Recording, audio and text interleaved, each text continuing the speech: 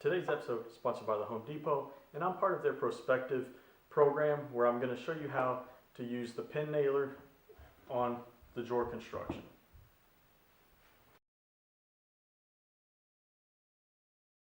So on most kitchen constructions, you're going to have about a 4-inch drawer, and especially on a retrofit of an older kitchen.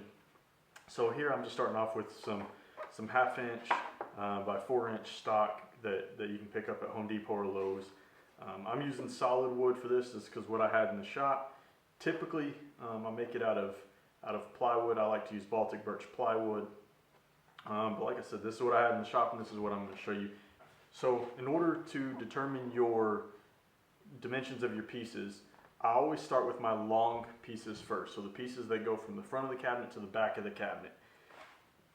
And that's because my front and my back pieces to the drawers are going to sit inside of that. So I like to use, relative measuring to use the thickness of the pieces with the drawer slides to get my accurate inside measurement of my inside pieces. So my drawers are going to be 24 inches deep, so I'm going to cut both of these pieces here down to 24 inches, and then I'll take them, measure them in place to determine what my front and back piece is going to be.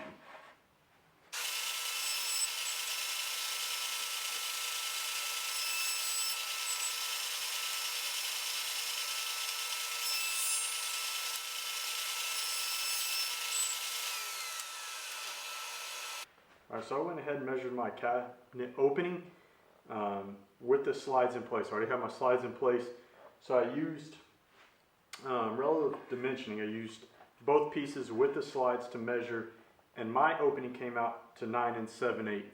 Yours is obviously going to be a little bit different, but I'm going to cut both my front and my back to 9 7/8, and then we're going to start cutting the groove in the bottom for the inset bottom panel.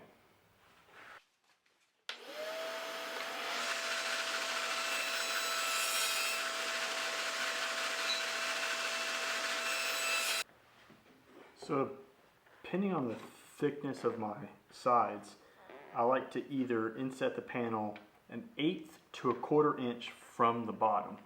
So if this is going to be the bottom, that means the panel is going to be set. There's going to be an 1/8 inch piece of material here before the groove.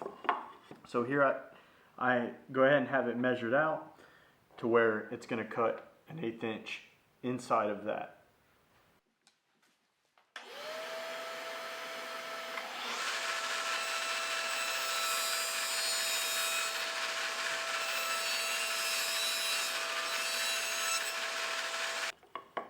Now, because my bottom panel won't fit into this 1/8 inch groove, I have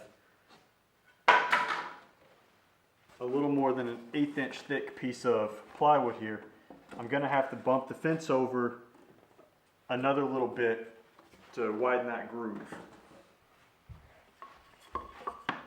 And I just use my piece to help bump it over.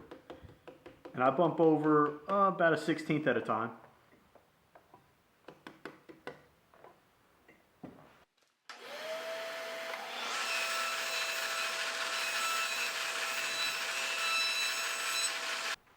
Because I slide my back panel in from the back side of the drawer instead of putting the panel in and enclosing it, after I've come up with the perfect width groove, I leave my fence and my blade exactly the same distance apart, and all I do is raise the blade height to the thickness of my wood, and then I'm going to run through, and essentially I'm going to cut off of the groove in which the plywood's going to sit and the little piece at the bottom.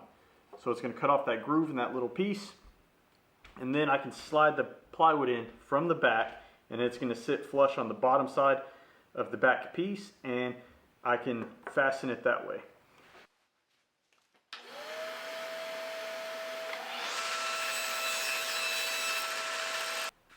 So I like to assemble my drawer box first, and then I can take an accurate measurement for the bottom panel.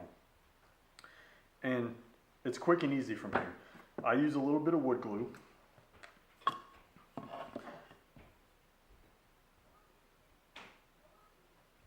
I throw that wood glue on there, and it's gonna act, that wood glue strength is what's gonna really keep this drawer together.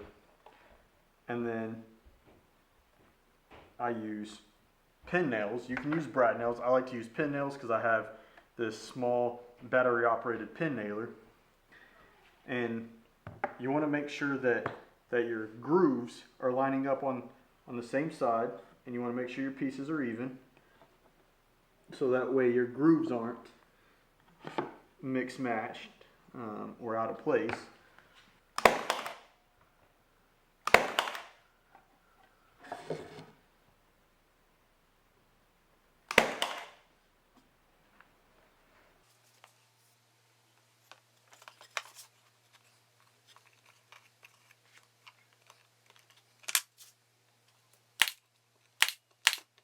Now you want to make sure that you flip the drawer box over, where you want to have the top of the drawer box laying face down when you put the back piece on. Because if you reference the bottom part of the drawer, then you're closing off your groove.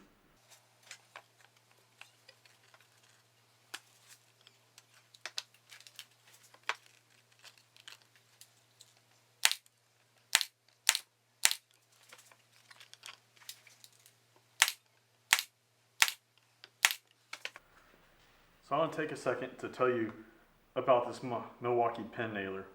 It's unbelievably awesome. You know, I traditionally, in fact, this is the only nailer I have that's battery operated. I traditionally use pneumatic.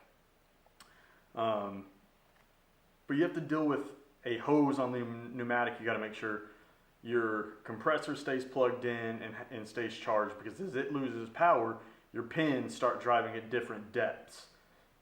And that can become problematic, especially if you're trying to have a show surface and you're trying to keep that head buried just enough that you can fill those holes. And frankly, my pin nailer is going, or sorry, not my compressor is going out, and I need to do either some maintenance on it. It's leaking somewhere, and I opted to just go ahead and pick up a battery operated pin nailer.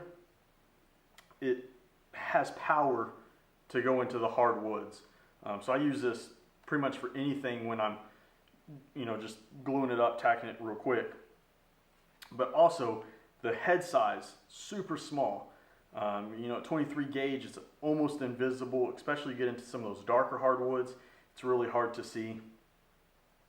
And just the overall compactness of it, it's tiny, it's lightweight. It is a little bit heavier, so that's a downfall. It is heavier than the pneumatic options, because you have the air cylinder back here. You also have the battery as well. So it does become a little bit heavier. So that may play into a factor if you're going all day use with it. But if you can withstand, you know, the slight increase in weight, I think overall you would be happy with going the Milwaukee Pin Nailer, just because of how quick and easy, and I'm not tethered to anything it is. And so now I have my drawer built. I can get the accurate measurement of my drawer, because I know the groove goes into this piece 1/4 inch, and I will measure it all the way to the back here. So if I know, I just take the inside measurement of the drawer to the back, that's 23.5, add that 1/4 for 23.25 inches long, and then 1/4 inside and 1/4 inside. So if I just measure the inside, that's 9 7/8, and then I add a 1/2 inch for those inside grooves and cut the bottom panel.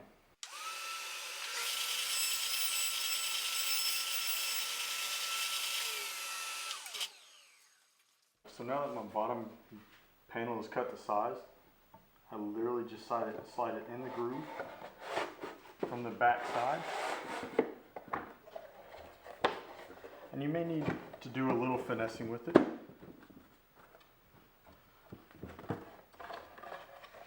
But now that it's fully seated, I take a couple pin nails again.